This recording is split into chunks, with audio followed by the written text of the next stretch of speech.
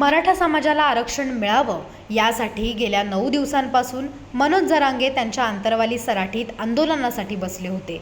त्यांची तब्येत खालावल्याने त्यांनी उपोषण स्थगित करावे अशी मागणी आंतरवाली सराटीमध्ये जमलेल्या मराठा बांधवांनी केली होती। त्यानंतर आता मनोज जरांगे यांनी त्यांचे आंदोलन स्थगित करत सरकारवर जोरदार हल्ला केला।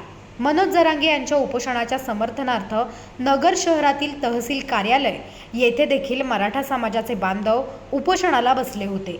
आज मनोज जरांगे यांनी आपले उपोषण स्थगित केल्यानंतर नगरमधील मराठा बांधवांनी देखील आपले उपोषण स्थगित केले। यावेळी पाटलांनी दिलेल्या आदेशाचे पालन नगर जिल्ह्यात करणार असल्याचे उपोषणकर्ते गोरख दळवी यांनी सांगितले। जय जिजाऊ, जय शिवराय, जय असतो मराठा। पाटलांनी 6वं उपोषण चालू केलं। हैदराबाद गॅजेट, मुंबई गॅजेट व सातारा संस्थांचं गॅजेट हे गॅजेट लागू करावा आणि ते लागू होणार अशी आशा होती आणि त्या अनुषंगाने पाटलांनी उपोषण चालू केलं।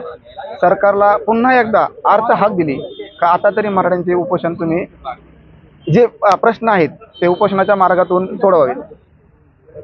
पण हे सरकार जे आहे ह्या सरकारला मुळात एकतर हा प्रश्नच मिटवायचा नाहीये। त्याच्या पुढे जाऊन त्यांना हे माहीत आहे की ह्या इलेक्शनमध्ये आपल्याला मात भेटणार आहे।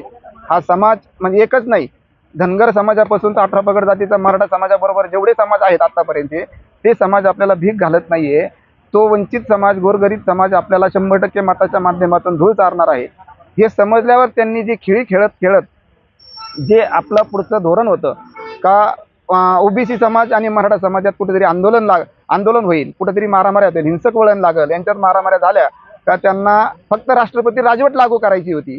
आणि पाटलांचं एक सांगणं होतं का आपल्याला मताच्या माध्यमातून यांना मात देता येणार आहे, आपण कुठेही हिंसक वळण लागण असं आंदोलन करायचं नाही, ज्याच्या माध्यमातून यांचे मनसुबे आपल्याला पूर्ण करायचे नाही। तेच आत्तापर्यंत सगळ्या समाजाने पाळलं नाही तर समोर 200 आणि इकडे 2 लाख वेळच नसता लागला यांना चिरडायला। जे पाटील म्हणले चटणी नसती वाटेल आली यांची ती परिस्थिती होती।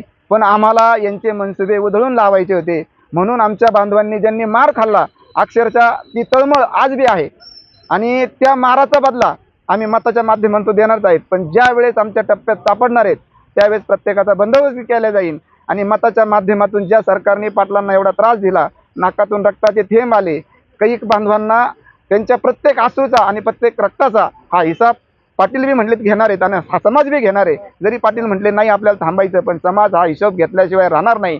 एवढाच इशारा या माध्यमातून ज्यांनी आमच्या पाटलांना समाजाला त्रास दिला त्यांना असा इशारा समजावा त्यांनी व पुढची दिशा त्यांची जी असेल त्यांनी ती दिशा ठरवावी। पण समाज मात्र लढायला तयार आहे आणि यांना धूळ चारायला नक्कीच तयार आहे हे त्यांनी लक्षात ठेवावं। जय जिजाऊ, जय शिवराय।